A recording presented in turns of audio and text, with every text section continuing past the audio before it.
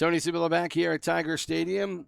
Giovanni DiCarlo and McKenna Schlegel also joining me today, and we will talk girls soccer. And we have Randy Metzger along with a few of his players today, as Sophia Schaffer, who of course is senior, a couple of seniors here with Sophia, Dylan Ritter, and I believe we also have Lexi Kercher and Amelia Glassberg as well. Nope, Amelia's not here. Okay.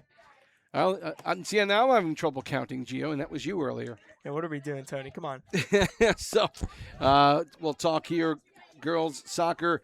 Last year, 26-1, 12-0 in the Colonial, 54-game winning streak, Coach. And, I mean, this squad has just been tremendous over the last several seasons. And it just seems like this team just kind of reloads year after year. Talk a little bit about last year and what made them so special, getting all the way to that semifinal against Wood. Just another phenomenal season. Yeah, Archbishop Wood, got to give him credit. I mean, that was an awesome game. A little, the weather wasn't the best, but two really good teams. We just came out on the bottom end of it. And, hopefully we get back there again and see them. 54 games is, I think it's the PIAA record or something like that, they said. I don't know. We don't pay much attention to that, Jordan or I. But, it's tough to lose, but it's also good to learn to lose sometimes. And we know how it feels now after 54 games. That 55th one stank. But let us know what it feels like, and we didn't like it. So, as far as the pipeline's concerned, we lost some really great players at the end of last season. Sure. And, the good news is we got some good freshmen coming in. We got some really great seniors back, and things look good again. Yeah, for all the accomplishments, the one I really want to pay towards this team, I sat in that semifinal game with I don't know how many layers of clothing. I don't know how the heck you guys are out there playing in shorts. I was dying, and I always wanted to ask you guys, what was it like out there on the field? And, we'll start with Sophia. That was to play the game is one thing, but then to have to deal with the weather the way it was and to still be focused and play as hard as you guys were. How tough was it to play in that game last year? It definitely was tough at first. I remember getting off the bus. I had 3 long sleeves on underneath my jersey. It was definitely really cold, but I feel like as the game started, my adrenaline was pumping, and I eventually got used to it as much as I could. But it was a rough game. We'll get please let me know what you thought about last year, because it was obviously it was just a tough game to have to play. Yeah, during that game, it was definitely very cold. I know when I got there, I had my sweatpants on, sweatshirt, maybe tons of layers. But as soon as the game started, I had one Under Armour shirt on, and I was like, it's go time, And after that, the adrenaline just kicked in, and I was just locked into the game. And obviously, Dylan, you've kind of felt that before in some of the championships in Mechanicsburg, but that was a rough game. Yeah, that was a rough game, but we all just hype each other up. We didn't even think about the weather when we got into the game. It was just so excited to be there. Everybody's just always so positive, so it really helps out with the whole team. Just not even worrying about anything else. Just we just want to win and work together. I want to ask Coach Metzger. Coach, riding a 54-game winning streak until the semifinals, what do you see out of the players on your team? What makes them different? I just think, success breeds success a lot of times. I truly believe in that. And, we've been fortunate, Jordan and I, to have some really great soccer players over the course of our tenure as coaches. And, all the girls get along really well. And they hang out together. I don't work in the school district, but, they're in school, they're out of school. I see them at practice every day. And that's sort of, when new freshmen come in every year, they take them under their wing and sort of show them what needs to get done, show them how to act, show them how to carry themselves. And that just keeps building year after year after year. That's why you're at 54 games, right? Sooner or later, you're going to lose one. We're talking some girls soccer here with assistant coach Randy Metzger, along with Sophia Schaffer, Dylan Ritter, and Lexi Kercher, as we talk about this coming season. And, some seniors lost in Sophia Sikora, Kirsten Klein, Michaela Yanders, Marley DeLillo, and of course your goaltender from last year, Olivia Reinhardt. And Olivia, to me, may be the biggest loss of all because she was such a standard back there in net and just did a tremendous job. How do you go about replacing someone like that, and what's it been like in camp as far as being able to get that goaltender to really solidify what's always been a really solid defense on this team? Yeah, I think we're looking good. Defense, it's always one thing to get them to cycle in together and feel comfortable playing together, and that's a big challenge for us every year.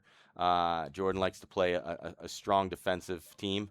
Obviously, we got Dylan to sort of lead the charge back there for this year yet, and there's some younger girls that are coming in that are playing defense and filling in some of those roles of Sophia Sikora, losing her like solid on defense. Yeah.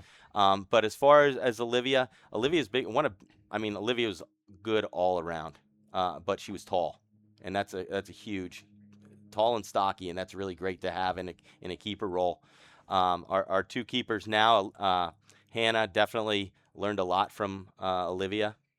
I know she was at camps this summer and working out, and we got Bristol Ham coming up as a freshman, and she's a phenomenal keeper as well. So we have two keepers that are really good. They can move quick between the pipes, and I think we're going to be okay. We're a little lacking on height, but we'll get there.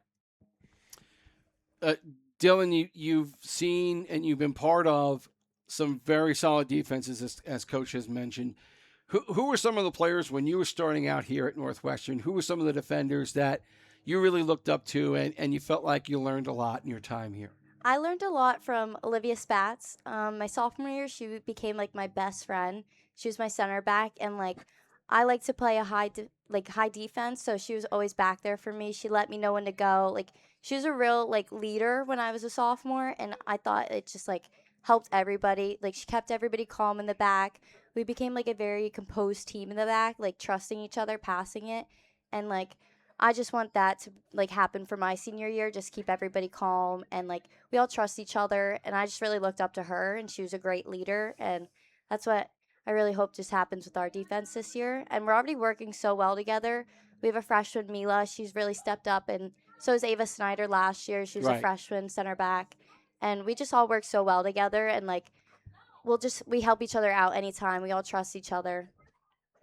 Same for you, Lexi. Like who have been some of the players that you've played with and maybe partnered with on the field that you feel like has added to your knowledge of the game and how well you play it?